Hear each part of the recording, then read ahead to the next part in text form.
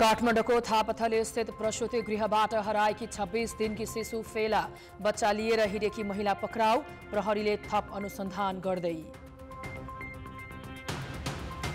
काठमाडौँ तराई मधेस द्रुत मार्गको सुरुवाती बिन्दु खोकनाको जग्गा विवाद र निर्माण व्यवसायका मुद्दा नटुङ्गिँदा काम सुस्त। बनेका संरचना भने उत्कृष्ट। पुस यता प्रदर्शनमा आएका 10 नेपाली चलचित्र मध्ये 2 को मात्रै आशातीत व्यापार। बाँकीलाई लगानी उठाउने सकस। जर्मनीको संसदले दियो गाँजालाई वैधानिकता। 18 वर्षमाथिकाले व्यक्तिगत प्रयोगका लागि एक पटकमा 25 ग्रामसम्म राख्न पाउने। 3 बिरुवा रोप्न छुट। र वाफ महिला च्याम्पियनसिप अन्तर्गत समूहको अन्तिम खेलमा आज नेपाल र प्यालेस्टाइन आम्ने सामने हुँदै समूह बी को विजेता र उपविजेताको टुङ्गो लाग्ने।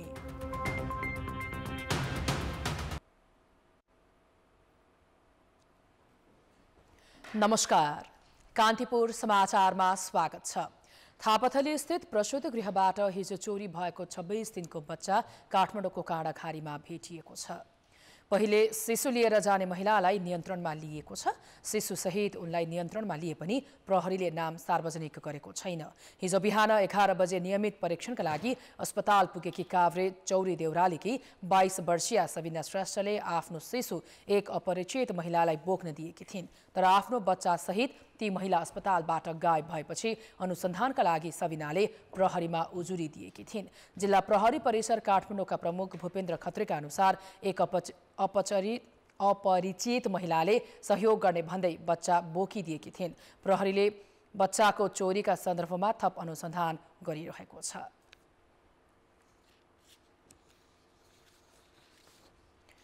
तेइस दिन हिँडेर न्याय खोज्न काठमाडौँ आइपुगेका मिटर ब्यास पीडितले भद्रकालीमा धरना दिए। झरीले भिजेका र कष्टपूर्ण रात बिताएर थानकोटबाट हिजो दिउँसो भोके रत्नपार्क आइपुगेका उनीहरूलाई सुरुमा भद्रकाली क्षेत्र प्रवेश गर्न समेत दिएन। उनीहरू भ्रेकुटी मण्डपमा बस्ने भए।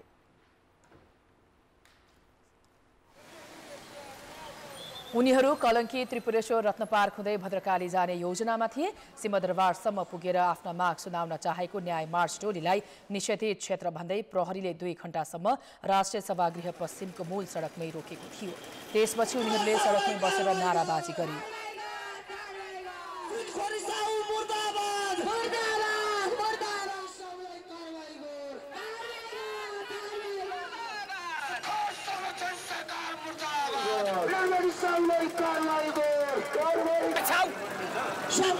यातायात समेत प्रभावित भएपछि विरोधमा उत्रेका न्याय मार्चका अगुवाईलाई 4 बजे मात्रै प्रहरीले भद्रकाली जान अनुमति दिएको थियो।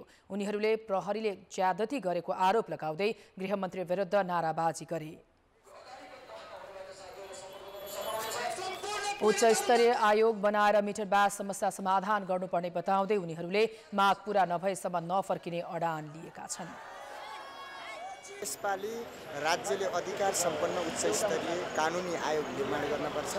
त्यो आयोग मार्फत सबै लिखतहरू साहु महाजनसँग भएका फर्जी लिखतहरू अवैध सिर्जना गर्ने, कानुन बलियो बनाउने। सरकारलाई आफ्नो आवाज सुनाउने योजनासहित न्याय मार्च टोली माघ 16 गते झापा र कञ्चनपुरबाट एकैसाथ संघीय राजधानी काठमाडौँका लागि हिँडेको थियो। सरकारले कानुन नै बनाएर मिटर ब्याजलाई अपराध करार गरेको र कार्यवाही भइरहेको बताइरहँदा पीडितहरूले अझै न्याय नपाएको गुनासो गरिरहेका छन्। पटक पटक मिटर ब्याज पीडितहरू धरना र प्रदर्शनमा उत्रिँदा पनि सरकारले भने आर्थिक अपराधसँग सम्बन्धित समस्या समाधानमा ध्यान दिएको छैन। 3 साताभन्दा लामो पैदल यात्रा गर्दै पूर्व मेचीदेखि पश्चिम महाकालीसम्मका मिटर ब्याज पीडितहरू बल्ल बल्ल दुःख कष्ट सहेर काठमाडौँ त आइपुगे। तर काठमाडौँ आएर आफ्ना माग सुनाउन आएका मिटर ब्याज पीडितलाई गृहमन्त्री नारायण काजी श्रेष्ठले भने गैर जिम्मेवारी पूर्ण जवाफ दिएका छन्। यस्तो अवस्थामा मिटर ब्याज पीडितहरूले अब कसरी न्याय पाउँछन्, कसरी अगाडि बढ्छ त? उपप्रधान तथा गृहमन्त्री नारायण काजी श्रेष्ठले मिटर ब्याज पीडितको काठमाडौँ केन्द्रित न्याय मार्चलाई जनतालाई गुमराहमा राख्ने खेलको संज्ञा दिएका छन्। उनले मिटर ब्याज पीडितले न्यायका लागि काठमाडौँ आउनै नपर्ने भन्दै सम्बन्धित जिल्लाबाटै न्याय पाउने बताए। लुम्बिनी प्रदेश स्तरीय सुरक्षा बैठकपछि शुक्रबार नेपालगञ्जमा आयोजित पत्रकार तथा नागरिक समाजका प्रतिनिधिहरूसँगको छलफलमा गृहमन्त्री श्रेष्ठले पीडकले अन्याय भएको स्वीकारेको हुँदा आफ्नो उजुरीमाथि के हुँदैछ भनेर सम्बन्धित जिल्लामा बुझ्नुको साटो हिँडेर काठमाडौँ पुग्नु जनतालाई गुमराह गर्ने काम भएको बताए। अहिले केही मिटर ब्याजी पीडित भन्ने साथीहरू हिँडिरहनु भएको छ, उहाँहरू त यसमा लाग्नु पर्यो कि त्यो उजुरी के भएको छ, पीडितलाई लिएर जानु पर्यो, पीडित त्यहाँ जानु पर्यो जिल्ला प्रहरी कार्यालयमा। अहिले कानुन छ, उजुरीहरू सबै लिइसकेका छौँ, जिल्ला प्रहरी कार्यालयमा पठाइएको छ। बाँकी भएकाहरू स्वैच्छिक मेलमिलापद्वारा हल गर्न प्रयत्न गरिन्छ। स्वैच्छिक मेलमिलापद्वारा हल गर्न प्रयत्न गर्दाखेरि पनि भएन, पीडितले न्याय पाएनन् भने हामी चाहिँ त्यसलाई अभियोजन गरेर लिएर जान्छौँ कोर्टमा। गृहमन्त्रीले मिटर ब्याजी जस्तो सामन्तवादको निकृष्ट स्वरूप देखिएपछि पीडितलाई न्याय दिन सरकारले कानुन नै बनाइसकेको बताए। अब समाधानको मार्ग केन्द्र नभएर जिल्ला भएको पनि उनले प्रश्न पारे। उनले अहिलेसम्म 26,000 उजुरी प्राप्त भएको र 5,500ले न्याय पाइसकेको भन्दै कैयौँका तमसुक च्यातिएको जानकारी दिए। यसै क्रममा आयोग विघटन भएका कारण सरकारलाई प्राप्त बाँकी सबै उजुरी जिल्ला प्रशासन र प्रहरी कार्यालयमा पठाइएको हुँदा जिल्ला प्रशासनले स्वैच्छिक मेलमिलापका लागि आह्वान गरी उतैबाट समाधान खोज्ने बताए। यसबाट पनि समस्याको हल नभए प्रहरीले अभियोजन गरेर अदालत पठाएर न्याय दिलाउने प्रक्रिया अघि बढेको दाबी गरे। तब उनले सहकारी पीडितको समस्याका बारेमा केही भन्न चाहेनन्, तर पनि समाधान खोज्न मातहतका गृह प्रशासनका अधिकारीलाई निर्देशन दिएका छन्। मिटर ब्याजकै कारण आफूहरूको उठिवास भएको भनेर 28 जिल्लाका पीडित आन्दोलनमा उत्रिएको 3 वर्ष भइसक्यो। यसपटक 6 प्रदेशका 100 भन्दा धेरै पालिका हुँदै हिँडेरै 23 दिनमा काठमाडौँ आएका हुन्। न्याय योद्धाको टोलीले 20 जिल्ला पार गरेको थियो, तर उनीहरू सिंहदरबारलाई दबाब दिन काठमाडौँ हिँडिरहँदा कुनै पनि प्रदेशका सरकारले एक शब्द सोधेनन्। गृह मन्त्रालयका प्रतिनिधि प्रमुख जिल्ला अधिकारीले काठमाडौँ जानु पर्दैन, यही समस्या समाधान गरिदिन्छौँ, आउनुहोस् र छलफल गरौँसम्म पनि भनेनन्। पटपर्ती फुटेका खुट्टा, चिसोको हिराइले सुन्निएको जिउ र उचित खानपानको अभाव सहेर काठमाडौँ प्रवेश गर्दा उनीहरूलाई सरकारी प्रतिनिधिले सोध्न पनि गएनन्। गृहमन्त्री नारायण काजी श्रेष्ठले भेटेर गुनासो सुन्नु त कता हो कता, काठमाडौँ आएर माग पूरा नहुने भन्दै गैर जिम्मेवार र धम्कीको भाषा बोलेका छन्। मिटर ब्याज समस्या समाधान गर्न आयोग गठन गरेर र कानुन बनाउँदा समस्या छुमन्तर भएको भए पीडितहरू शास्ति खेपेर किन बारम्बार सिंहदरबार आइरहेका छन्, कम्तीमा यो त बुझ्नु पर्थ्यो। पूर्व न्यायाधीश गौरीबहादुर कार्के नेतृत्वको आयोगले सरकारलाई दिएका सुझावहरू त कार्यान्वयन गर्नु पर्थ्यो नि। अन्याय विरुद्ध भन्दै सशस्त्र सङ्घर्ष नै गरेको दलबाट गृहमन्त्री बनेर न्याय खोज्नेहरूलाई उपेक्षा गर्दै सत्ता उन्मादको अभिव्यक्ति कहिलेसम्मका लागि गृहमन्त्रीज्यू, कहिलेसम्मका लागि? न्यायको माग गर्दै आन्दोलनरत मिटर ब्याज पीडितका समस्या तत्काल सम्बोधन गर्न सांसदहरूले सरकारको ध्यानाकर्षण गराएका छन्। 23 दिनको पैदल यात्रापछि 2 दिन अघि काठमाडौँ आइपुगेका मिटर ब्याज पीडितका समस्या सम्बोधन गर्न सरकारले कुनै पहल नै नगरेको भन्दै सांसदहरूले आपत्ति जनाए। प्रतिनिधि सभाको हिजोको बैठकमा सांसदहरूले मिटर ब्याज पीडितका मागलाई बेवास्ता नगर्न आग्रह गरे। मिटर ब्याज सम्बन्धी समस्या समाधान गर्न कानुन बनाएको भए पनि किन पीडितका माग सम्बोधन हुन सकेनन् भन्दै सांसदहरूले प्रश्न गरे। ल्याएर मिटर ब्याज पीडितको चाहिँ समस्या समाधान गर्न खोजेको हो, तर त्यो समाधान किन भएन, आज केले त्यो कुरा अन्यल पर्यो भन्ने कुरामा सरकार बोल्नुपर्ने हो कि होइन, सरकार जिम्मेवार हुनुपर्ने हो कि होइन? मिटर ब्याजी र सहकारी ठगहरूलाई सरकारले संरक्षण गरिराखेको छन्। त्यत्र टाढाबाट सुदूरपश्चिमबाट आइराखेको छ, तराईबाट आइराखेको छ, पानीले बस्ने ठाउँ छैन, सरकारले टुल्ल हेरेको छ। सांसदहरूले मिटर ब्याजीहरूलाई सरकारले संरक्षण गरेको आरोप समेत लगाए।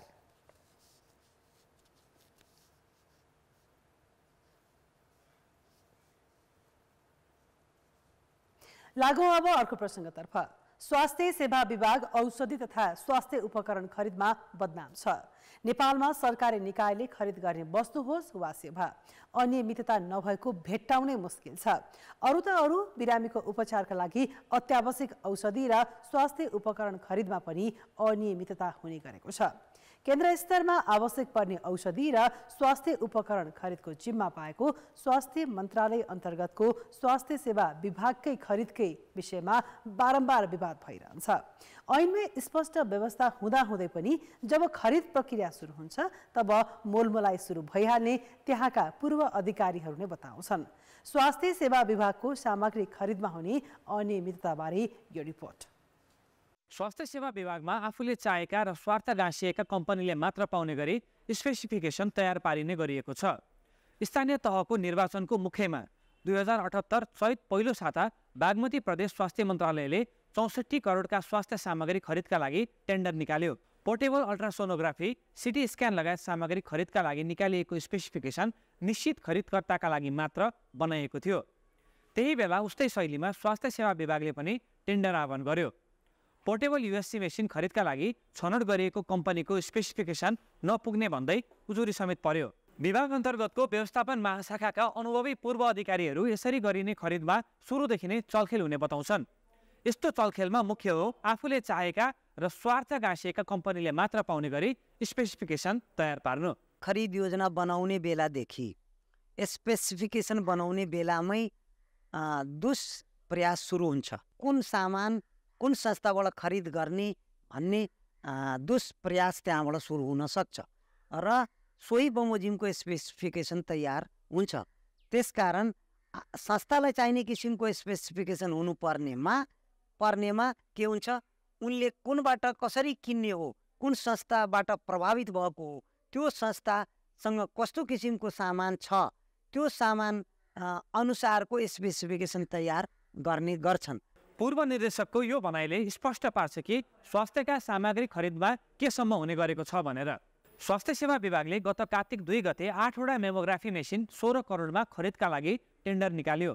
तर मिलेमतोमा निश्चित कम्पनीलाई टेन्डर दिन लागि भन्दै विवाद भएपछि 2 महिनापछि टेन्डर नै रद्द गरियो। यति मात्र होइन, विभागले यो वर्ष ओरल कन्ट्रासेप्टिभ पिल्सको समेत टेन्डर रद्द गरेको छ। विवादकै कारण पटक पटक टेन्डर रद्द हुँदा पनि विभाग भने प्राविधिक कारण भनेर पन्छिने गरेको छ। हामीले खरिद गर्न जुन प्रक्रिया सुरु गरेका थियौँ 2D mammography machine upgradable to 3D भनेर हामीले प्रक्रिया सुरु गरेका थियौँ। तर अहिले त्यो ठुला अस्पतालहरूले 3D नै चाहिन्छ भनेर माग आइसकेपछि 2Dलाई पुनः अपग्रेड गर्नलाई थप पैसा आवश्यक पर्ने भएकोले हामीले अब त्यसलाई प्रक्रियालाई रद्द गर्यौँ। त्यो सङ्ख्यामा पनि हाम्रो पुनः अब 2टा प्रदेशमा आफै खरिद गर्न लाग्नु भएकोले हाम्रो सङ्ख्यामा पनि हामीले फेरबदल गर्नुपर्ने स्थिति आयो र 3D मसिनको डिमान्ड आएकोले गर्दाखेरि हामीले त्यसलाई रद्द गरेर त्यसको पुनः अब मूल्याङ्कन गरेर खरिद प्रक्रिया अगाडि बढाउने प्रोसेसमा हामी छौँ। स्वास्थ्य सेवा विभागको यो तर्कमा पूर्व निर्देशक सहमत छैनन्। यदि सप्लायर मध्ये कसैले पनि शर्त पुरा गरेका छैनन् भने रद्द हुनु स्वाभाविक हो, होइन भने रद्द गर्नु पूर्वाग्रह हो। चालु आर्थिक वर्ष 2080-81मा सरकारले नियमित तर्फको भ्याक्सिन, पोषण सामग्री, औषधि लगायत सामग्री खरिदका लागि 1 अर्ब 7 करोड विनियोजन गरेको छ। त्यसैगरी अस्पतालका लागि आवश्यक पर्ने उपकरण लगायतका लागि 2 अर्ब 42 करोड विनियोजन भएको छ। विभागले नियमित तर्फको 37 प्रकारका सामग्री खरिदका लागि प्रक्रिया अगाडि बढाइसकेको छ। उपकरणका लागि 2 अर्ब 42 करोड विनियोजन भएकोमा 1 अर्ब 40 करोडको खरिद प्रक्रिया अघि बढिसकेको छ। तर हरेक पटक खरिद प्रक्रिया किन विवादित हुन्छ त? स्वार्थ समूहले आफ्नो प्रभावमा पारेर मन्त्रालयमा नेतृत्व गर्ने नेतृत्व पङ्क्ति भनौँ न र विभागमा नेतृत्व गर्ने नेतृत्व पङ्क्तिहरूलाई प्रभावमा पारेर स्पेसिफिकेसन आफ्नो अनुकूल स्पेसिफिकेसन बनाउन सक्दछन् अथवा मन्त्रालयकै नेतृत्वले को प्रभावमा परेर त्यो स्पेसिफिकेसन चाहिँ बदलिएको हुनसक्छ, विभागले थाहा नभएको पनि हुनसक्छ। त्यस्तो बेलामा चाहिँ अब सेटिङ भनेको त त्यही नै त हो नि। विभाग अन्तर्गत आपूर्ति शाखामा लामो समय बसेका सुरेन्द्र चौरासिया विरुद्ध अख्तियारमा खरिद प्रक्रियासँग सम्बन्धित 1 दर्जनभन्दा बढी उजुरी परेका छन्। के खरिद प्रक्रियामा कर्मचारीको मात्र बोलबाला चल्छ त? होइन, यसमा मन्त्रीसम्मको चलखेल हुने जानकारीहरूको बुझाइ छ। आफू अनुकूल र निश्चित ठेकेदारलाई टेन्डर पार्न राजनैतिक तहबाटै चलखेल हुने जानकारीहरू बताउँछन्। यो सम्पूर्ण तथ्याङ्कले बताउँछ स्वास्थ्य सेवा विभाग कति बदनाम छ भनेर। तर माथिदेखि तलसम्म हुने सेटिङका कारण कोही पनि यो जालो भत्काउन तयार छैन। भन्नलाई त सरकारले स्वास्थ्य सामग्री तथा उपकरणहरू नागरिकको सुविधाका लागि खरिद गरेको दाबी गर्छ, तर नागरिकको स्वास्थ्यसँग प्रत्यक्ष जोडिएका सामग्री खरिदमा केन्द्रदेखि तल्लो तहसम्म सेटिङ र अनियमितता हुने गरेका उदाहरणहरू प्रशस्तै छन्। स्वास्थ्यका प्रायजसो खरिद प्रक्रिया अख्तियारमा पुग्नुको कारण पनि यही हो, किनकि खरिद ऐन छ, नियम छन्, विधि प्रक्रिया छन्, ती सबै लत्याइन्छन्। मन्त्रालयका उच्च अधिकारी, मन्त्री वा राजनैतिक दलका स्वार्थ मिल्दो व्यक्ति, संस्था, कम्पनी मार्फत खरिद हुने गरी स्पेसिफिकेसन तय गर्ने र बिचौलियासँगको मिलेमतोमा खरिद प्रक्रिया अघि बढाउने प्रवृत्ति वर्षौंदेखि कायम छ। यो नीतिगत भ्रष्टाचार हो। राजनैतिक र व्यापारिक शक्तिको पहुँचमा रहेर जनताको जीवनसँग जोडिएको स्वास्थ्य सामग्री खरिदमा बारम्बार हुने अनियमितता र लापरवाही अन्त्य गर्न कठोर कदम जारी हुनुपर्छ। संसदका समिति किन कमजोर छन्? यिनले दिएको निर्देशनलाई किन सरकारले गम्भीरतापूर्वक लिँदैन? संसदीय समितिलाई आफ्नो प्रभावमा राखेर किन कमजोर पार्न चाहन्छन् सरकार र दलहरू? विश्वमा संसदीय व्यवस्था भएका देशमा समितिले गर्ने अध्ययन, छानबिन र निर्देशन सरकारले पालना गरिरहेको हुन्छ।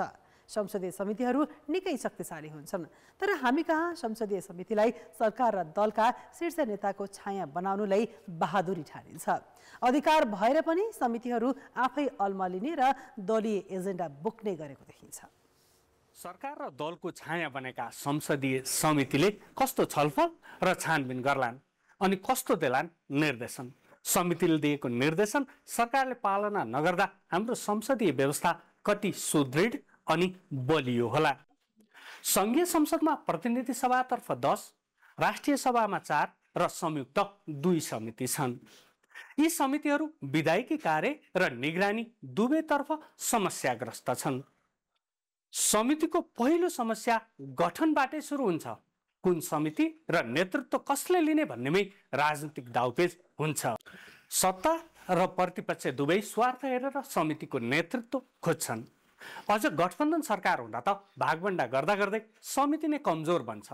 भागभण्डामा प्रतिपक्षी दलहरूले पनि हात थापेपछि निगरानी र खबरदारी त्यही समाप्त हुन्छ। अहिलेकै उदाहरण हेर्ने हो भने पनि संक्रमणकालीन न्यायलाई टुङ्गोमा पुर्याउन भन्दै सत्तारूढ माओवादीले सबै छाडेर कानुन समितिको नेतृत्व खोज्यो। बार्गेनिङ चलेपछि प्रतिपक्षीले सरकारसँग सम्झौता गर्यो र 10 मध्ये 2 समिति लियो। गठन गर्दा नै कमजोर भइसकेका समितिमा त्यसपछि सुरु हुन्छ कार्यक्षेत्र विवाद। नियमावलीमा स्पष्ट व्यवस्था भए पनि समितिहरू लोक रिझाइका लागि विषय तानातान गर्छन्। स्वार्थ मिलाउन र लोकप्रिय हुन क्षेत्राधिकारमै झगडा गर्न थाल्छन्। एनसेलको सेयर खरिद बिक्री काण्डमा 3 वटा समितिले छलफल र निर्देशन दिँदा विषय नै गिजोलिएको त्यही भएर हो। कार्यशैलीमै समस्या भएपछि सरकारले समितिलाई छानबिनमा कागजात दिन अटेरी र निर्देशनलाई बेवास्ता गर्छ। समितिले निर्देशनहरू दिन्छ। जनसरकारका मुद्दा, राष्ट्रिय सरकारका मुद्दाहरू त्यो पाटोमा सरकारलाई दिएको निर्देशन कार्यान्वयन गर्ने दायित्व सरकारको हो। तर सरकारले जवाफदेहीपूर्ण ढङ्गबाट भूमिका निर्वाह गर्दैन। समितिले दिएको निर्देशन कार्यान्वयन गर्दैन, अटेरी गर्छ। कहिलेकाहीँ समितिहरू नै उजुरी आएको भन्दै स्वार्थका मुद्दामा पनि छानबिन र छलफल गरिरहेका भेटिन्छन्। समितिको काम प्रभावकारी नहुनुका अन्य कारणहरू हेरौँ। सभापति चयनमा भागभण्डा गरेपछि विषय विज्ञताको पुरै व्यवस्था गरिन्छ।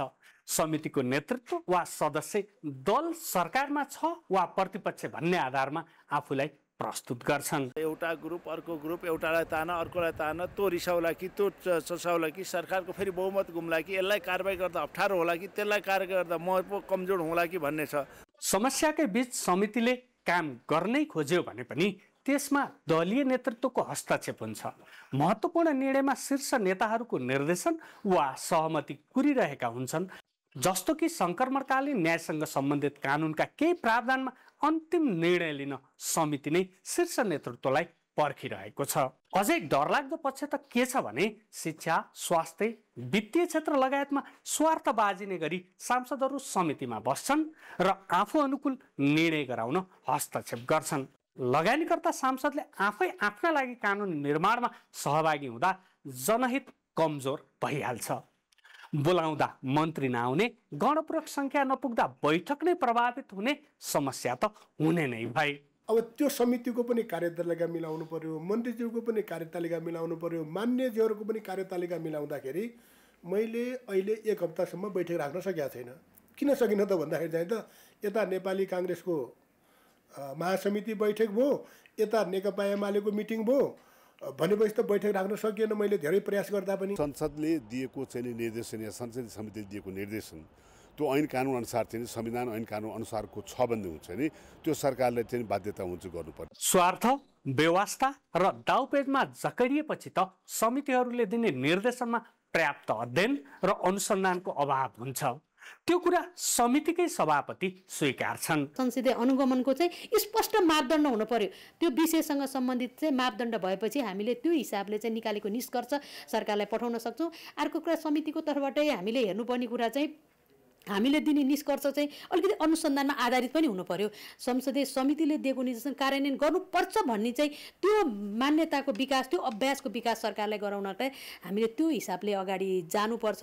आफ्नै कारणले समस्यामा अल्झिँदा र प्रभावमा राख्नुलाई सरकार र दलको शीर्ष नेतृत्वले बहादुरी ठान्दा समितिहरू मुख्य कामबाट विचलित हुँदै आएका छन्। कानुन निर्माण र निगरानीमा समितिहरू निष्प्रभावी बनेपछि न ठुल्ठुला भ्रष्टाचार र अनियमिततामा शीर्ष नेताहरू तानिएका छन्, न त संसदले संहिता कार्यान्वयन लगायतका कानुन समयमा बनाउन सकेको छ। त्रिभुवन विश्वविद्यालयका नवनियुक्त उपकुलपति केशरजङ बराल कस्ता छन्? योजना समाचार अझै बाँकी छन्। भनिन्छ साहस र आत्मबल बलियो भए संसार जितिन्छ। त्यसको प्रत्यक्ष उदाहरण हुन् रौतहटका अशोक पण्डित। 8 वर्ष पहिले पराल काट्ने मसिनमा आफ्नो दुवै हात गुमाएका पण्डित अहिले दाउरा बेचेर नै आफ्नो परिवारको जीविका चलाइरहेका छन्। रौतहटको चन्द्रपुर नगरपालिका 10 परडियाका यी हुन् अशोक पण्डित। आर्थिक अवस्था कमजोर भएका कारण उनी ज्यालादारीमा पराल काट्ने मेसिन चलाउने काम गर्थे। तर 8 वर्ष पहिले पराल काट्ने क्रममा मेसिनको धारिलो छुराले उनको दुवै हात छिनाइदियो। घटनास्थल छेउैमा रहेका साथीहरू पनि डरले भागाभाग गरे। स्थानीयले उनलाई हेटौडा स्थित चुरेहिल अस्पताल पुर्याए, तर उनको दुवै हात रहेन। पूरा लगावट के टाइम में अचानक मशीन में दुनू हाथ पर के कट गेल। दुई छोरीसँगै 4 जनाको परिवारको जिम्मेवारी उनी माथि नै छ। उनी दैनिक 21 किलोमिटर ढाड कुप्रो पारेर बिना हात कोइना माथिका भागको भरमा जंगल छिर्छन्। भुइँमा खसेका रुखका हाङ्गाबिङ्गा खुट्टाले धकेल्दै एक ठाउँमा जम्मा गर्छन्। साँझ पर्नु अगावै साइकलको क्यारियर भरि दाउरा राखेर घरतिर सोझिन्छन्। नजिकैको बजारमा बेचेर अशोक घर खर्च जुटाउँछन्। गोटबैले लाते से होए, ये हाथ से होए, संगतिया सब काट दैय, साइकिल में बांध दैय, ले अवैसी कभू काल 500 400 600 में बिकाइए, कभू काल न बिकाइए। तो वही जरना बेच के अपन लड़का सबके केहू लेखा गुजारा चला रहल बाड़ी। अभी एक जन कमाए वाला बा तो उहे लड़का सबके पढ़ाइए खाइए, अब दिक्कत सिक्कत तो चलबे करी। ऋण लिएर किनेका जग्गा पनि समयमा ऋण चुक्ता गर्न नसक्दा जग्गा पनि साउकै नाममा छ। एउटा फुसको छाप्रोमा बस्दै आएका पण्डित खुसीका साथ जीवन निर्वाह गर्दै आएका छन्। मजबुत साहस र आत्मबलका कारण समाजमा पनि उनले छुट्टै पहिचान स्थापित गरेका छन्, जसले समाजलाई प्रेरित गर्छ। कान्तिपुर समाचारका लागि राजेश्वर पाण्डे, रौतहट। त्रिभुवन विश्वविद्यालयका नवनियुक्त उपकुलपति केशरजङ बरालले विश्वविद्यालयमा हस्तक्षेप नगर्न राजनीतिक दलहरूलाई आग्रह गरेका छन्।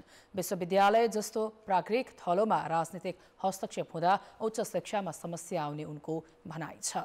पदभार ग्रहणपछि सञ्चारकर्मीसँग कुरा गर्दै बरालले विश्वविद्यालय सुधारका लागि वार्षिक शैक्षिक क्यालेन्डर कार्यान्वयन आफ्नो पहिलो प्राथमिकता रहेको बताए। उच्च शिक्षा अध्ययनका नाममा विदेशी विद्यार्थीलाई रोक्न विश्वविद्यालयले समयमै परीक्षा सञ्चालन गरी प्रकाशन गर्ने र श्रम बजार अनुसारको पाठ्यक्रम बनाउने प्रतिबद्धता पनि उनले जनाए। बरालले विश्वविद्यालयका कुलपति एवं प्रधानमन्त्री पुष्पकमल दाहालसँग भेट गरी आफूले पाएको जिम्मेवारी नेपालको शिक्षा सुधारमा उपयोग गर्ने प्रतिबद्धता समेत जनाए।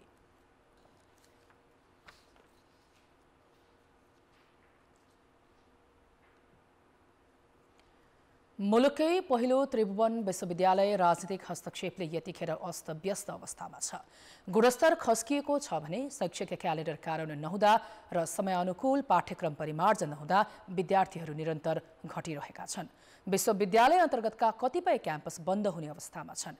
यस्ता अनगिन्ती चुनौतीको सामना गरिरहेको विश्वविद्यालयको सुधार गर्न नवनियुक्त उपकुलपति केशरजङ बरालका कस्ता छन् योजना? हाम्रा संवाददाता नारायण किलम्बुले बराललाई सोधेका छन्, तपाईका प्राथमिकता के छन्?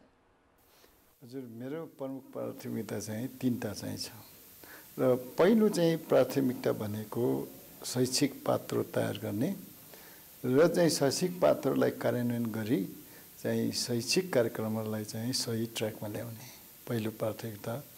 दोस्रो प्राथमिकता भनेको जुन हामीले परीक्षा फल चाहिँ समयमा हामीले प्रकाशन गर्न सकिरहेका छैनौँ र त्यसलाई चाहिँ समयमै चाहिँ प्रकाशन चाहिँ गर्ने र तेस्रो प्राथमिकता भनेको के हो भन्दा नि जुन हाम्रो पाठ्यक्रमहरू चाहिँ श्रम बजारको आवश्यकता अनुसार यो अपडेट चाहिँ भएको छैन कयौँ पाठ्यक्रमहरू र त्यसलाई चाहिँ अपडेट गर्ने मेरो तत्कालीन चाहिँ प्राथमिकता चाहिँ यी तीनटा चाहिँ हुन्। अहिले विश्वविद्यालयको सबैभन्दा समस्या जुन किसिममा राजनीतिक रूपमा हस्तक्षेप हुने, राजनीतिक रूपमा भागभन्डा हुने, चाहे विश्वविद्यालय चाहे क्याम्पसदेखि दिनदेखि विभागीयदेखि शिक्षक नियुक्ति कर्मचारी नियुक्तिदेखि जुन किसिमको प्रमुख जर्जर बनिरहेको राजनीतिक समस्या राजनीतिक हस्तक्षेप, अब त्यसलाई कसरी अन्त्य गर्ने के छ हजुरको?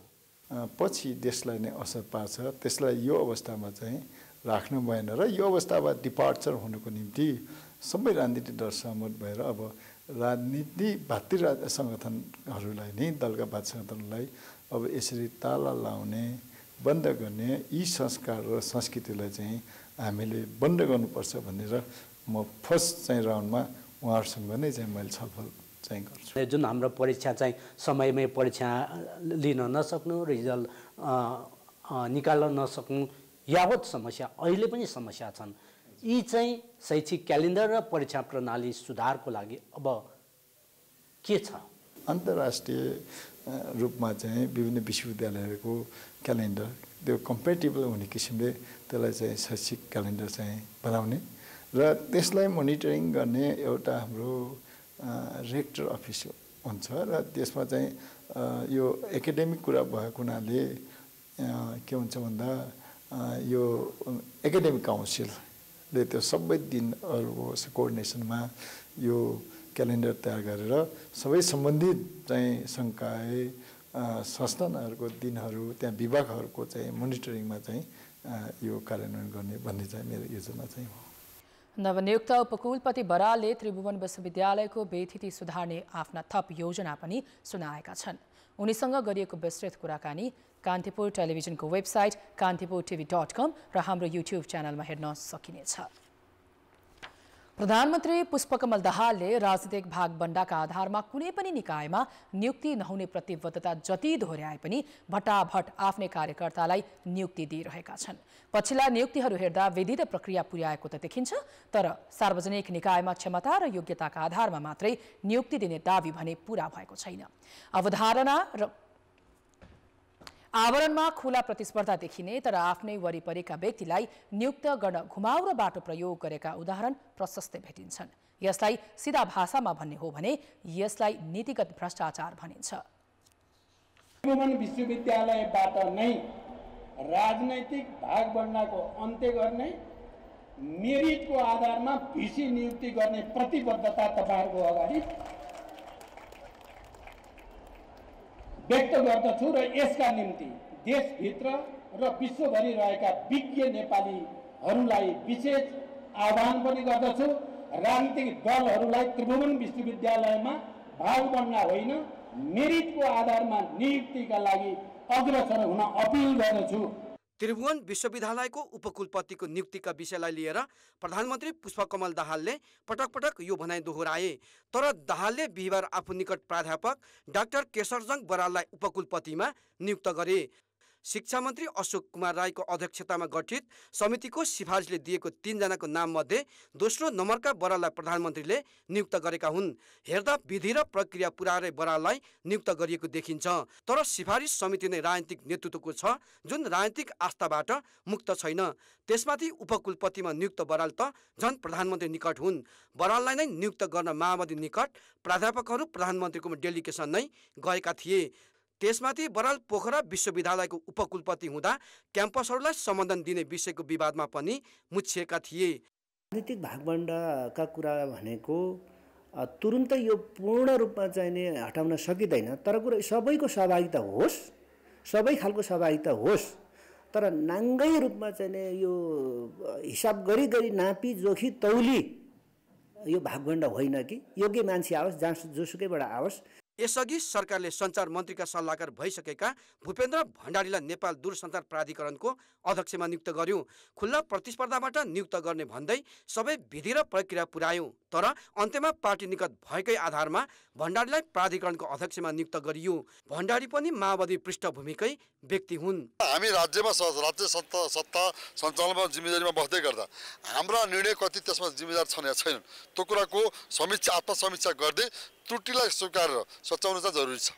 कानुन चाहिँ प्रक्रिया सबै पुराएको छ, भोलि त्यहाँ प्रश्न गर्ने ठाउँ पनि छैन, हामीले त प्रक्रिया पुराएर गरेका छौँ भन्ने, तर आखिरमा आफ्नै मान्छे लगेर हाल्ने यो प्रवृत्ति चाहिँ यो राजनीतिक नेतृत्वको आफ्ना मान्छे घुसाउने, आफ्ना मान्छे हाल्ने किसिमको चाहिँ नियतमा भर पर्ने कुरा हो। स्वास्थ्य तथा जनसङ्ख्या मन्त्री मोहन बहादुर बस्नेतले पनि वीर अस्पतालमा कार्यरत 200 भन्दा बढी करारका कर्मचारी हटाएर आफू निकटकालाई भर्ना गरे। प्रधानमन्त्री तथा मन्त्रीहरूले राजनीतिक भागबण्डाको आधारमा नभई योग्यता र कार्यक्षमताको आधारमा नियुक्त गर्ने भने पनि व्यवहार भन्ने उल्टो देखाएका छन्। राजनीतिक नेतृत्वले पार्टी र आफू निकटका व्यक्तिहरूलाई नै प्राथमिकताका साथ नियुक्ति गरिरहेको घटनाक्रमले पुष्टि गरिरहेको छ। यसलाई नीतिगत भ्रष्टाचार नभनेर के भन्ने? अब जनमतमा आजको प्रश्न। जनमत विधि र प्रक्रिया पुर्याएको देखाएर आफ्नालाई भर्ना गर्ने प्रवृत्तिलाई के भन्ने? ए योग्यमाथि अन्याय, बी नीतिगत बदमासी र सी अधिकारको दुरुपयोग। जनमतको अन्तिम परिणाम आज बेलुका 8 बजेको कान्तिपुर समाचारमा प्रसारण गर्नेछौँ। कृपया NEWS न्युज स्पेस AB वा सी टाइप गरी 34001 मा SMS गरी आफ्नो मत व्यक्त गर्नुहोला। पुस यता मात्रै 10वटा नेपाली चलचित्र प्रदर्शनमा आएका छन्। तीमध्ये जम्मा 2 चलचित्रले मात्रै आशातीत व्यापार गरे। चलचित्र दया रानी दोस्रो हप्तामा प्रवेश गर्दा बाँकी चलचित्रले लगानीसम्म उठाउन सकेनन्। चलचित्र जिग्री सिभिल मलको QFX सिनेमाजमा 1 जनाले मात्र हेरे। दोस्रो दिनसम्ममा अधिकांश हलबाट यो चलचित्र उत्रियो पनि। चलचित्र 2 कदम, चित्रा र पर्खी बसे तिमीलाई बक्स अफिसमा कमजोर साबित रहे। दिमाग खराब र भस्मेडनले चर्चा र पैसा दुवै कमाउँदा अरू फिल्मले दर्शकको सान्त्वनासम्म पाएनन्। आखिर किन फ्लप हुन्छ फिल्म? अधिकांश फिल्म हेर्न दर्शक हलसम्म किन जाँदैनन्? मेहनतै कम भए हो कि पहिला जतिको मेहनत नपुगेको हो कि जस्तो पनि लाग्छ। फर्स्ट भनेको मान्छेहरूको अब मुटुसम्म छोयो भने चाहिँ त्यो फिल्म अब अरूलाई इन्सपायर गर्छ नि त। अब आफूले हेर्दाखेरि पनि वाउ भनेर अर्को नेक्स्ट पर्सनलाई इन्सपायर गर्ने हो जस्तो लाग्छ। मनमा छुने खालको हुनु पर्यो। चलचित्र निर्माता र निर्देशकहरू पनि पछिल्लो समय फिल्म निर्माणमा मेहनत हुन छोडेको स्वीकार छन्। मेहनतका साथ माटो सुहाउँदो चलचित्र बनाउँदा अहिले पनि दर्शक हलसम्म आउने गरेको उनीहरूको भनाइ छ। हाम्रै माटो, हाम्रै सुगन्ध बोलेको चलचित्रहरूले चाहिँ राम्रै व्यापार गरेका छन्। त्यसमा मनोरञ्जन त हुनै पर्यो होइन। 2-2.5 घन्टा मनोरञ्जन गर्ने नै हो, तर यथार्थपरक अथवा आफ्नो अर्ग्यानिकता बोकेको चलचित्रलाई चाहिँ दर्शकहरूले एकदमै धेरै साथ दिनुभएको अवस्था छ। निर्देशकहरूले सरकारले चलचित्र सम्बन्धी ऐन बनाउन नसक्दा, चलचित्र विकास बोर्डले सही नीति लिन नसक्दा चलचित्र क्षेत्र झन धराशायी हुँदै गएको आरोप लगाएका छन्। तर विश्वस्तरको प्रविधि देशमा भित्रिएका बेला पनि आफ्नै सृजना सुधारमा भने निर्देशकहरू पनि सफल देखिँदैनन्। कान्तिपुर समाचारका लागि क्यामेरामा श्याम श्रेष्ठ र सुरज खड्काका साथ विकास आचार्यको रिपोर्ट। काठमाडौँ तराई मधेस द्रुत मार्गको सुरुवाती बिन्दु खोकनाको जग्गा विवाद र निर्माण व्यवसायका मुद्दा नटुङ्गिँदा परियोजनाको काम सुस्ता लगायतका समाचार बाँकी नै छन्। अर्थ र विकास। नेपाली सेनाले काठमाडौँ तराई मधेस द्रुत मार्ग अन्तर्गत 3वटा सुरुङ र पुलको भव्य संरचना धमाधम तयार पारिरहेको छ। यो क्षेत्रमा पुग्ने जो कोही अन्तर्राष्ट्रिय स्तरको विकास परियोजना देखेर उत्साहित हुन्छन्। तर द्रुत मार्गको सुरुवाती बिन्दु खोकनाको जग्गा विवाद र निर्माण व्यवसायका मुद्दा अझै टुङ्गिएका छैनन्, जसले द्रुत मार्गको समग्र प्रगति सुस्त देखिएको छ। राष्ट्रिय गौरवको काठमाडौँ तराई मधेस द्रुत मार्गको निर्माण नेपाली सेनाले गरिराखेको छ। 2074 सालदेखि सुरु भएको यो आयोजना 2081 सालमा सक्ने भनिएको थियो। तर विविध कारणले तोकिएको समयमा सक्न नसकिने भएपछि सरकारले 2 वर्षको अवधि थप गरेको छ। यो थप गरिएको 2 वर्षको अवधिमा पनि यो आयोजना सकिएला? अहिलेसम्मको प्रगति के छ? आज हामी तपाईलाई यही विषयमा जानकारी गराउँदैछौँ। काठमाडौँ तराई मधेस द्रुतमार्गको सुरुवाती बिन्दु खोकनादेखि 26 किलोमिटरको दूरीमा रहेको महादेव टारमा यतिखेर धमाधम अग्ला पुल र सुरुङका विशाल संरचना निर्माण भइरहेका छन्, जसको प्रगति पनि राम्रै छ। कुल 11 प्याकेजलाई 13 खण्डमा विभाजन गरेर निर्माण अघि बढाए पनि अहिलेसम्म प्याकेज 8 र 9 का 2-2 खण्डमा कामै हुन सकेका छैनन्। प्याकेज 11 खोकनामा जग्गा विवाद अझै टुङ्गिएको छैन। सरकारले 2 वर्ष म्याद थप गरेपछि आयोजना 2083 चैतमा सम्पन्न गर्नुपर्नेछ। तर जग्गा विवाद, रुख कटान र निर्माण व्यवसायका मुद्दा जस्ता समस्या समाधान हुन सकेका छैनन्। ठेकापट्टा व्यवस्थापन भइसकेको ठेक्राहरूको हामीले राम्रोसँग प्रगति हासिल गरिरहेका छौँ र हामी काम गराउँछौँ। कसरी गराउँछौँ त्यो आफ्नो ठाउँमा छ। तर के भने ठेक्कै लाग्न सकेन भने त्यसपछि आयोजना अगाडि बढ्न सक्दैन। जुन हामीले अहिले 8 क 9 क हामीले विभिन्न यो कुरा हामीले जानकारी दिएका छौँ। जुन ठेकाको छ यो ठेका लागेको धेरै समय भयो र यो मुद्दा मामिला बनेर फेरि अहिले अदालतमा यो केस चाहिँ चलिरहेको छ। आयोजना बनाउन कुल 5172 रोपनी व्यक्तिगत जग्गा अधिग्रहण गर्नुपर्ने हुन्छ। तर अझै 396 रोपनी जग्गाको मुआब्जा दिन बाँकी छ। त्यस्तै कुल 43045 रुख कटान गर्नुपर्नेमा नेपाली सेनाले अहिलेसम्म 28408 रुख मात्रै कटान गरेको छ भने बाँकीमा समस्या छ। जसकारण 2078 निर्माण सुरु गरेको नेपाली सेनाले अहिलेसम्म 30.96% भौतिक प्रगति गरेको छ। टनेलमा हामी अलिकति पहिले चाहिँ के हुन्छ कसो हुन्छ भन्ने एउटा क्युरियोसिटी थियो र त्यसपछि हाई राइज ब्रिज विशेष गरी धेन्द्रे र जितपुर खोलाको एरियाको चाहिँ ब्रिजहरू देख्दाखेरि अलिकति हामीलाई अलिकति शङ्का थियो भनौँ न। एक हिसाबले हामी त्यो एक्सपिरियन्स नगरेको हुनाले। तर त्यहाँको कार्यप्रगति अहिले हेर्दाखेरि हामी चाहिँ एक्साइटेड छौँ र हामी चाहिँ अब कन्फिडेन्ट लेभल चाहिँ हाम्रो मजाले डेभलप भएर आएको छ। टनेलको प्रोग्रेस, हाई राइज ब्रिजको प्रोग्रेसले गर्दाखेरि अरू साधारण अरू अन्य ठाउँमा बन्ने पुलहरू चाहिँ हामीले त्यो त्यति च्यालेन्जपूर्ण लिएको छैन। प्रधानमन्त्री पुष्पकमल दाहालले 2074 बाराको निजगढमा आयोजनाको शिलान्यास गर्दा द्रुत मार्ग 72.5 किलोमिटर हुने भनिएको थियो। तर पछि नेपाली सेनाले डिपिआर तयार गर्दा पुल र सुरुङको सङ्ख्या बढायो र लम्बाइ 70.977 किलोमिटरमा छोट्यायो। आयोजनामा रहने 6वटा सुरुङको कुल लम्बाइ 10.05 किलोमिटर छ भने 89वटा पुलको कुल लम्बाइ 12.88 किलोमिटर छ, जसमध्ये 16वटा पुल रहने स्थानको भौगोलिक बनावट कठिन प्रकृतिको छ। यो आयोजना अन्तर्गत नेपालकै पहिलो सिग्नेचर पुल बन्ने नेपाली सेनाले जनाएको छ। झन्डै 71 किलोमिटर लामो काठमाडौँ तराई मधेस द्रुत मार्गको अहिलेसम्म 30% भौतिक प्रगति भएको छ। निर्माणको जिम्मा पाएको नेपाली सेनाले अहिलेकै गतिमा काम अगाडि बढ्ने हो भने तोकेकै समयमा सम्पन्न गर्ने दाबी गरेको छ। तर अहिले पनि रुख कटान र मुआब्जा विवाद भने यथावत छ। पछिल्लो समय थप गरिएको 2083 चैतसम्म यो मार्ग सम्पन्न गर्ने हो भने सरकारले यो क्षेत्रमा देखिएका समस्या समयमै समाधान गर्न जरुरी छ। कान्तिपुर समाचारका लागि क्यामेरामा हेम पर्साईका साथ भरत रावल, बारा। सरकार 16 योजना निर्माणको अन्तिम चरणमा पुगेको छ। तर 15 योजनाले लिएका अधिकांश लक्ष्य पनि अहिलेसम्म टाढै छन्। 15 योजनाले 12वटा दीर्घकालीन लक्ष्यसहित 2021 सालसम्म नेपाललाई उच्च आय भएको विकसित मुलुकका रूपमा रूपान्तरण गर्ने र प्रति व्यक्ति आय $12,100 पुर्याउने घोषणा गरेको थियो। साथै योजना कार्यान्वयनको चरणमा न्यूनतम 10 लाख र परियोजना सम्पन्न पश्चात 20 लाख जनता लाभान्वित हुने अपेक्षा गरिएको थियो। यसबाहेक निरपेक्ष गरिबी 18.70%बाट 11%मा झार्ने, 5 वर्षमा औसत आय $1585 पुर्याउने र आर्थिक वृद्धि दर औसतमा 9.6%ले बढाउने लक्ष्य पनि 15 योजनाले राखेको थियो। कृषि क्षेत्रमा आश्रित जनसङ्ख्या 20%मा राख्ने, सम्पूर्ण सिँचाइ योग्य जमिनमा सिँचाइ सुविधा उपलब्ध गराउने, जमिनको उत्पादकत्व बढाउने लगायतका सोच राखिएको थियो।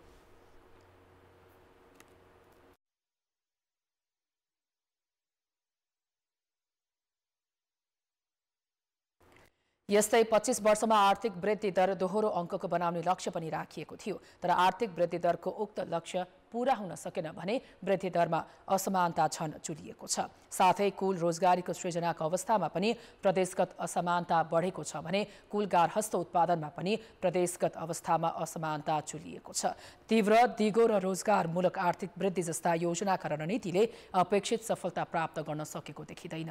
नेपालमा हालसम्म 5 वटा त्रिवर्षीय र 10 वटा पञ्चवर्षीय गरी 15 योजना कार्यान्वयनमा आइसकेका छन्। हरेक योजनाले उत्पादन तथा जीवनस्तर वृद्धि, रोजगारीका अवसर जुटाउने, पूर्वाधार विकास गर्ने लगायतका विषयमा महत्वाकांक्षी लक्ष्य लिने गरेका छन्। तर कुनै पनि आवधिक योजनाले लक्ष्य पूरा गरेका उदाहरण कमै छन्। अब जनताको आवाज हामीले 7 प्रदेशमा सोधेका छौं। सरकारले योजना बनाउने तर समयमा पूरा गर्न नसक्ने किन होला?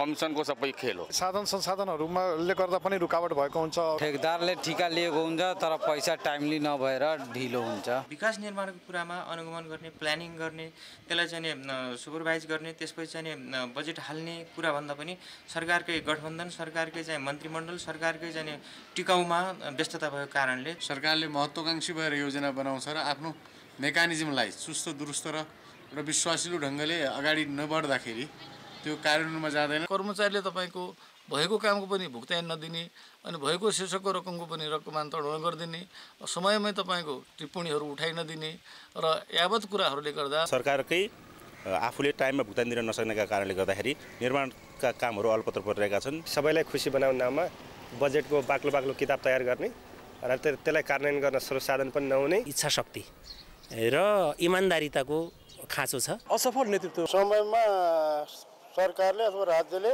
ठेकेदारलाई बजेट उपलब्ध नगराए हुनाले काम सम्पन्न हुन नसकेको। सरकारले पुरा गर्नुपर्छ भनेर योजना बनाएको भए पुरा हुन्छ, तर सरकारै त्यसमा लागेको म त देख्दिनँ। देशको राजनीति अस्थिरताको कारणले गर्दा हो। खानेपानी र सडकको समन्वय छैन, विद्युत र यो सरकारवाला विकास निर्माण सरकारवालाको समन्वय छैन। यो समन्वयको अभाव र यसलाई चाहिँ व्यवस्थापन कसले गर्ने भन्ने कुराहरूको निक्रोल नगरिकन ठ्याक्क व्यवस्थापन गर्ने। देशमा अराजकता छ, आर्थिक अनियमितता छ, स्वार्थपरता छ, यही कारणले नभएको। त्यसको अनुगमन गर्नुपर्छ। त्यो नभएको कारणले योजना अनुरूप काम हुन सक्दैन। समयमा बजेट विनियोजन नगरेको कारणले पनि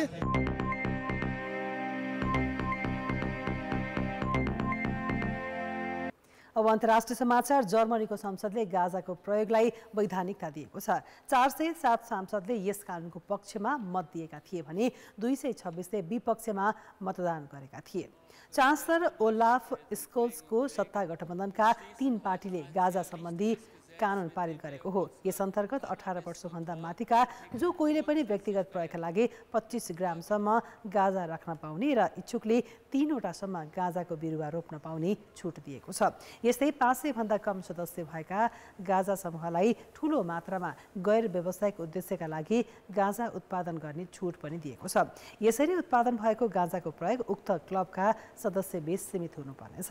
जर्मनीका स्वास्थ्य मन्त्री काज लाउटेरबाखले यस कानुनको औचित्य भनेको कालो बजार नियन्त्रण गर्नु, बालबालिका र कम उमेरलाई संरक्षण गर्नु हो। तर क्रिस्चियन डेमोक्रेट सांसद टिनो सोर्सले यस कानुनको आलोचना गरेका छन्। सोर्सले गाजाको उत्पादनलाई वैधानिक बनाएर यसको प्रयोग नियन्त्रण हुने सोच मूर्ख सोच भएको टिप्पणी गरेका छन्। जर्मनीका करिब 45 लाख नागरिकले गाजाको प्रयोग गर्दै आएका छन्। स्वास्थ्य मन्त्रीले भने युवा पुस्ता बीच प्रयोग बढ्दै गएको र बजारमा पाउने गाजा कडा र मिश्रित प्रकृतिको हुन थालेका कारण यसलाई नियन्त्रण गर्नका लागि वैधानिकीकरण आवश्यक रहेको बताए। जर्मनी गाजालाई वैधानिकता दिने 9औं राष्ट्र हो। अब खेल समाचार। खेलकुद समाचार। वाफ महिला च्याम्पियनसिप 2024 अन्तर्गत समूह बीको अन्तिम खेलमा नेपाल र प्यालेस्टाइन आज प्रतिस्पर्धा गर्दैछन्। किङ्स अब्दुल्लाह स्पोर्ट्स सिटीमा खेल राति 11:15 बजे हुनेछ। नेपाल र प्यालेस्टाइन दुवै टोली प्रतियोगिताको सेमिफाइनलमा प्रवेश गरिसकेका छन्। यस खेलले समूह बीको विजेता र उपविजेताको टुङ्गो लाग्नेछ। पश्चिम एसियाली फुटबल महासङ्घले आयोजना गर्ने प्रतियोगितामा पहिलो पटक सहभागिता जनाएको नेपालले शानदार प्रदर्शन गरिरहेको छ। प्रतियोगितामा 2 खेलमा 9 गोल गर्दा एक मात्र गोल बेहोरेको नेपाल जारी प्रतियोगितामा सर्वाधिक गोल गर्ने टिमको शीर्ष स्थानमा छ। अघिल्लो खेलमा फ्रान्सको शीर्ष डिभिजन लिग खेल्ने स्टार स्ट्राइकर सावित्रा भण्डारीले 5 गोल गरेपछि नेपालले इराकलाई 5-0 ले हराएको थियो। प्यालेस्टाइनले सिरियालाई 1-0 ले पराजित गर्दै सेमिफाइनलमा स्थान सुरक्षित गरेको हो। समूहको पहिलो खेलमा नेपालले सिरियालाई 4-1 तथा प्यालेस्टाइनले इराकलाई 3-0 ले पराजित गरेको थियो। महिलाहरूको फिफा वरियतामा नेपाल प्यालेस्टाइनभन्दा 31 स्थान माथि छ। नेपाल वरियताको 105औं स्थानमा रहँदा प्यालेस्टाइन 136औं स्थानमा छ। यस खेलको विजेताले सेमिफाइनलमा समूह ए को उपविजेता लेबनानसँग खेल्नेछ भने पराजित हुने टोलीले फाइनल प्रवेशका लागि जोर्डनसँग प्रतिस्पर्धा गर्नेछ। नेपाल र प्यालेस्टाइन बीचको खेल अघि समूह बीको अर्को खेलमा राति 8:15 बजे सिरिया र इराक भेट्नेछन्।